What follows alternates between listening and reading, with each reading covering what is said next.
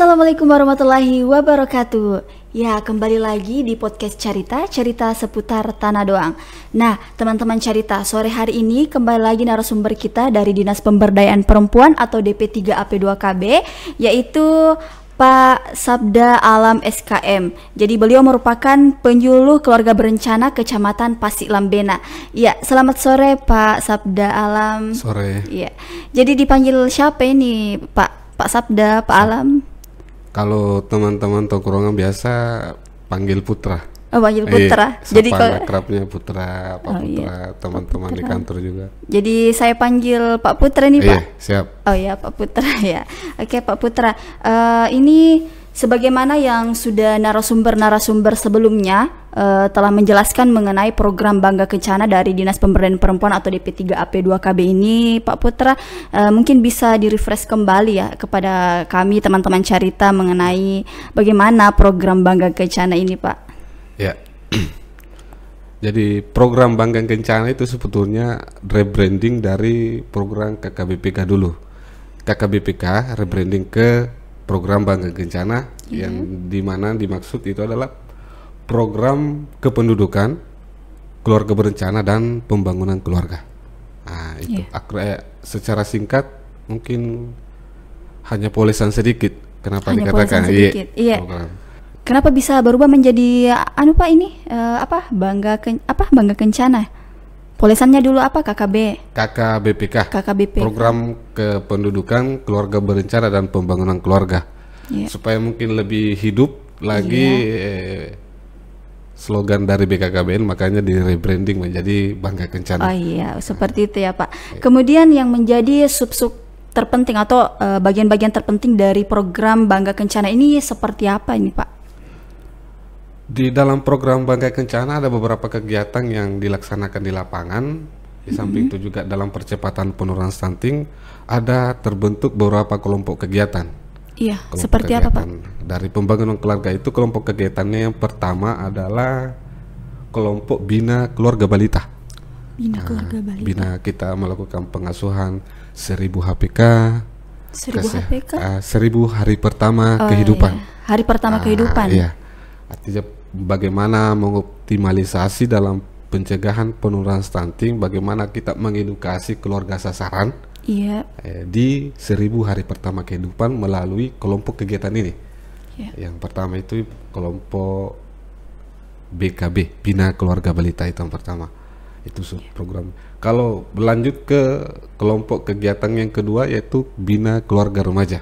Bina Keluarga Remaja. Nah, jadi dari balita ke remaja kita bina juga keluarga yang mempunyai sasarannya keluarga remaja, itu yang pertama.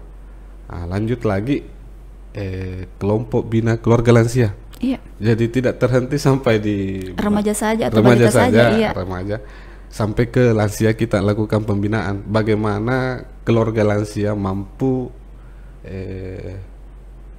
atau sasarannya langsung yang misalnya lansia, dia berjaya di usia senja, artinya dia masih produktif di usia senjanya. Dia tidak kayak duduk diam saja, artinya masih bisa ya bekerja apa dan lain-lain seperti itu. Jadi yang keempat ada kelompok usaha peningkatan pendapatan keluarga akseptor. Seperti apa itu Pak? Yang disingkat dengan UPPKA. Dia lebih kepada usaha kreatif, kayak UKM. Oh, kayak UKM. Ya. Kita dampingi mereka bagaimana menghasilkan produk-produk yang ada di sana untuk dijadikan produk unggulan untuk dipasarkan ke berbagai elemen. Apakah sudah ada nih Pak yang kita hasilkan dari ini yang keempat ini yang seperti UKM ini? UPPKA. Kalau UPPK. Kalau di Kecamatan Pasir Lambena sebetulnya agak miris juga, belum terbentuk. Oh, belum terbentuk ya. Saya kira sudah terbentuk ini Pak, sudah ada produk yang dihasilkan. Enggak, belum ada. Kalau di Benteng ada. Oh. Kecamatan Daratan banyak. Oh, banyak ya Pak. Kecamatan Bontomanai. Apa mungkin yang menjadi hambatan Pak di Kecamatan Pasir Lambena sehingga ini program-program ini kurang maksimal ini terlaksanakan Pak? Salah satunya mungkin ya karena kurang berkunjung ke lapangan. Itu yang pertama. Yang pertama karena kebijakan mungkin dari pemerintah desa juga tidak sinkron, mungkin kita tidak apa artinya itu? Tidak apa nih Pak? Artinya belum melakukan pendekatan advokasi. Artinya programnya belum turun karena memang hambatannya dari bagian tenaga lini lapangannya sendiri, bukan perlu rangkulan penuh ini Pak dengan rangkulan. Ya. Dan mungkin juga kerjasama dengan pembinaan mungkin. Oh ya, pembinaan. Iya, pembinaan maksud saya. Ya, kemudian ini Pak mengenai isu stunting ini, mengapa pencegahan dan penanganan stunting menjadi salah satu isu penting di dalam pembangunan suatu daerah di Kabupaten Kepulauan Selayar Pak khususnya? Ya, jadi penanganan stunting itu menjadi isu prioritas karena untuk menciptakan Indonesia Emas 2045 itu yang pertama, bagaimana regenerasi emas yang artinya mampu bersaing di segala lini, segala bidang di tahun 2045. Makanya penting untuk peningkatan SDM. Jadi bagaimana kalau mau bersaing di 2045 sementara kita tahu stunting kan bagaimana berpikir, bagaimana merespon, bagaimana bersaing di bidang segala macam bidang. Kalau misalnya kita berdampak stunting anak tanaman. Jadi masalah stunting di satu daerah juga harus menjadi perhatian khusus menjadi perhatian khusus karena untuk menjaga kesehatan anak juga karena penyakit dari segi kesehatan, penyakit infeksi berulang apa dan lain-lain toh. Karena jadi stunting biasa sakit-sakit Pak. Jadi harus dipantau sejak dini Pak, sejak bayi, balita. Sebetulnya untuk pencegahan stunting itu mulai dari remaja. Oh, mulai remaja. Remaja yang kekurangan asupan nutrisi gizi selama beberapa bulan, beberapa tahun mungkin, akan ketika nanti dia berkeluarga, hamil, dia berisiko besar melahirkan anak stunting. Kekurangan energi kronik itu salah satu sebabnya. Oh, jadi seperti itu Pak. Iya. Di samping itu juga untuk bagaimana mengimplementasikan amanat Undang-Undang Dasar 1945 sebetulnya. Yang mana itu Pak? Yang alinea keempat itu. Alinea keempat. Wah. Kemudian daripada itu untuk membentuk suatu pemerintahan negara Indonesia yang melindungi segenap bangsa Indonesia dan seluruh tumpah darah Indonesia dan untuk mencerdaskan kehidupan bangsa. Mencerdaskan kehidupan bangsa. Di sini yang menariknya di sini Pak. Di situ untuk mengimplementasikan itu amanat undang-undang sebetulnya. Makanya penting isu stunting ini harus menjadi high priority untuk pembangunan suatu daerah, kabupaten. Itu. Iya Pak.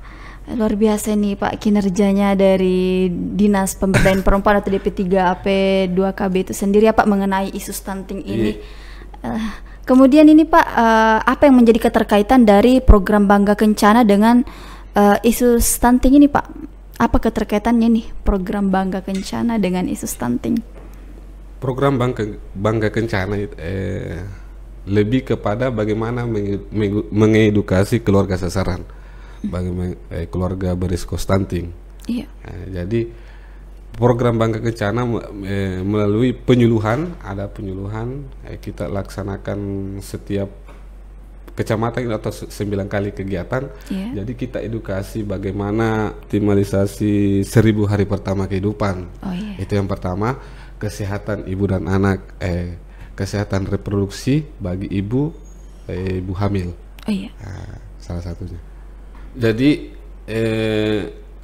dalam program Bangga Kencana ada juga kampung keluarga berkualitas yang dimana sub kegiatannya ada pembinaan kelompok kegiatan. Ya, bagaimana kita mengedukasi masyarakat sasaran, masyarakat rentan yang berisiko besar untuk kasus stunting ini, artinya remaja, ada ibu hamil, ada ibu menyusui dan ibu baduta. Itu sasaran empuk yang kita lakukan edukasi tentang bagaimana penguatan di 1000 hari pertama kehidupan, kesehatan ibu dan anak, kesehatan mental dan fisik, bagaimana menerapkan pola hidup yang bersih. Kita hanya sebatas bagaimana mengedukasi, sebatas memberikan konseling kepada masyarakat yang keluarga berisiko stunting. Jadi program Bangga Kencana hanya sebatas di situ. Perannya. Peran pentingnya di situ hanya sebatas mengedukasi. Bagaimana perubahan perilaku keluarga sasaran, mungkin yang dari dulunya selalu memberikan konsumsi yang instan kepada anaknya, bagaimana kita mengedukasi jangan lagi masuk walaupun sedikit tidaknya makan 1 bulan 1 kali. Jangan sering jangan yang instan karena itu maksudnya gizinya kurang juga. Karena ini stunting kan masalah gizi, kekurangan gizi kronis. Jadi kan biasa kalau orang tua balita untuk menunjukkan rasa sayangnya kepada anaknya, menangis sana toh, belikan ini, belikan, kan dia turuti semua. Padahal bukan itu yang sebetulnya bentuk kasih sayang tak. Nah, bagaimana wawasannya sebetulnya, peningkatan wawasan juga kepada ibu baduta. Baduta itu sebenarnya apa nih, Pak? 2 tahun. Bayi 2 tahun. Di bawah 2 tahun. Bagaimana peningkatan pemenuhan gizi kepada anaknya. Jadi sejak 2 tahun itu sebenarnya harus makin tegas Pak, karena akan menjadi kebiasaan dan tentunya kalau misal diteruskan bisa merusak ini Pak. Karena membahas gizi ini di sini. Artinya kalau kita biarkan terus menerus yang instan kan tidak enak juga. Makanya ada beberapa kita berikan edukasi kepada ibu bagaimana mengolah makanan yang ada di situ, sumber daya alam kayak misalnya siput, kita jadikan keripik dan lain-lain. Menarik sekali Pak. Kemudian ada juga itu banyak kan memang banyak kan memang makanan-makanan yang sehat seperti itu kayak dibuat keripik kayak cemilan pengganti untuk anak, cemilan sehat. Keripik ikan dan lain-lain, bakso ikan. Kayak begitu. Pak. Kemudian ini Pak, sebagai penyuluh keluarga berencana di Kecamatan Pasir Lambena, apa yang menjadi harapan kita ke depannya dalam upaya penurunan angka stunting di Kabupaten Kepulauan Selayar? Kalau pribadi, bagaimana kebijakan itu terkomprehensi memang langsung ke penanganan stunting. Artinya kebijakan lintas sektor harus terkait dalam proses penanganan stunting. Kalau ini ada sedikit MOU yang kami buat antar lintas jabatan antar jajaran lintas sektor dan pemangku kepentingan di Kecamatan Pasir Lambena. Jadi sebelumnya itu ada kita bentuk, BKKB itu membentuk tim percepatan penurunan stunting yang disingkat oleh TPPS. Kalau tingkat kabupaten itu diketuai oleh Pak Wakil Bupati, Pak Saiful. Sumpah Saiful Dari turun ke jajaran kecamatan diketuai oleh camat. Dari kita rembuk di sana permasalahan yang ada di setiap desa, kita rapatkan pada saat rapat minlok yang dilaksanakan itu 10 kali kegiatan dalam 1 tahun. Jadi berjenjang dari tahun pertama perencanaannya seperti apa, sampai tahap akhir kita lakukan evaluasi apa yang akan kita laksanakan untuk tahun ke depan. Makanya muncul MOU yang akan kita sepakati bersama oleh jajaran lintas sektor, baik dari kecamatan, Dandim, Kapospol, Danpos TNI, para kepala desa, ada 6 kepala desa di sana, ada teman-teman pendamping PKH, teman-teman pendamping desa, kita lakukan teman-teman KUA juga. Yang ada bunyinya di sini. Yang pertama itu adalah, yang kedua Yang pertama, penguatan manajemen intervensi kasus stunting dan keluarga berisiko stunting. Artinya bagaimana proses manajemen baik di desa dalam mengintervensi kasus stunting. Artinya kalau misalnya desa mau membenahi kasus stunting, ada data dari Dinkes by name by address, kita melakukan intervensi spesifik, artinya intervensi yang pemulihan yang 90 hari itu secara berturut-turut. Kalau misalnya kasus stunting, kalau misalnya keluarga berisiko stunting yang mau dibenahi, ada data dari kami dari BKKBN, kita lakukan edukasi perubahan perilaku. Outputnya itu bagaimana perubahan perilaku sasaran dari yang tadi yang saya bilang itu, dari yang pola hidup bersih yang pertama tuh. Yang kedua, bagaimana makanan instan itu dikurangi sedikit. Nah, ada juga peningkatan kapasitas kader tim pendamping keluarga. Seperti apa itu Pak? Ada itu tim pendamping keluarga yang dibentuk oleh BKKBN, yang masing-masing desa ada, yang terdiri dari 3 unsur. Ada unsur PKK. Desa-desa apa saja nih Pak? Semua desa. Oh, semua desa. Semua desa. 6 desa.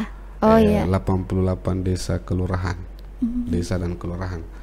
Jadi ada 3 unsur. 3 unsur itu ada PKK-nya, ada yang dari PKK, ada dari bidan, ada juga dari kader KB.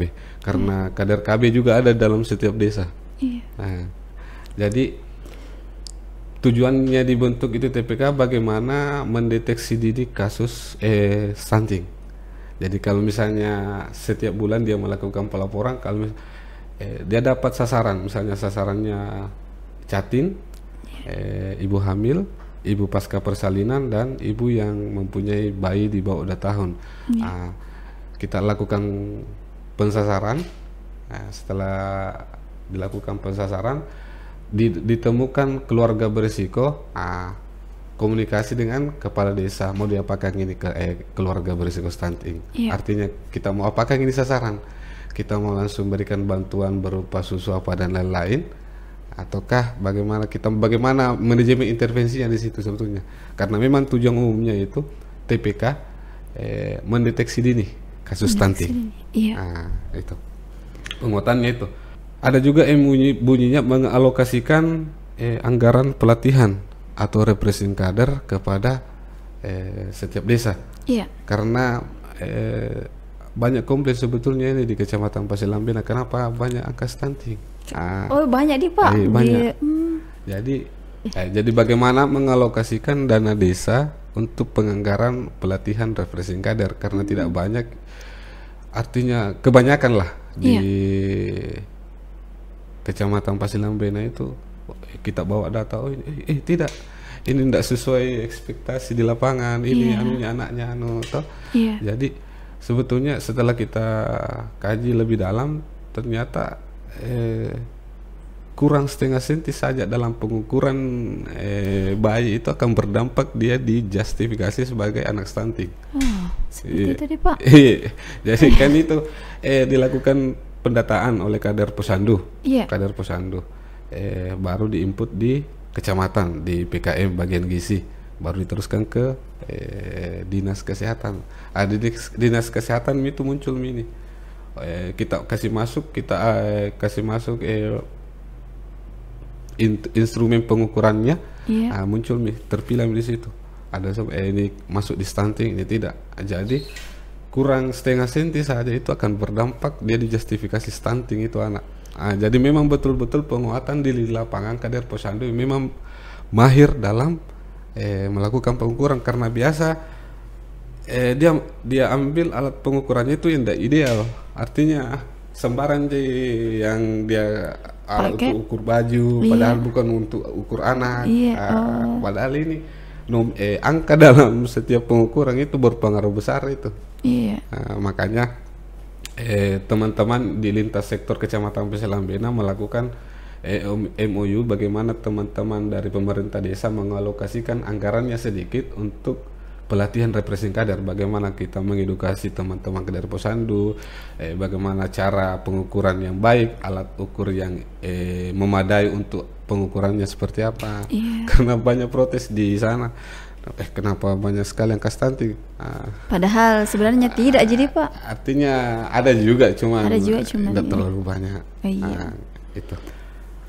Itu mungkin dari sebagian kecil dari sebagian poin-poin dari MOU yang kami akan tanda tangani secara bersama-sama oleh lintas sektor dari pemangku kebijakan di Kecamatan Pasir Lambena. Jadi seperti itu ya Pak Putra, bincang-bincang kita sore hari ini mengenai Bangga Kencana dengan keterkaitan dari program Bangga Kencana ini dengan isu stunting. Dan ya alhamdulillah kami banyak mendapatkan ilmu-ilmu dan tentunya kami juga teredukasi secara langsung ini Pak. Oke, jadi terima kasih banyak Pak Putra untuk waktunya bersama kami teman-teman Carita sore hari ini di podcast Carita seputar Tanah Doang. Ya, dan untuk teman-teman Carita jangan lupa like, komen dan subscribe channel YouTube Lembang Tanah Doang TV. Ya, terima kasih. Wassalamualaikum warahmatullahi wabarakatuh.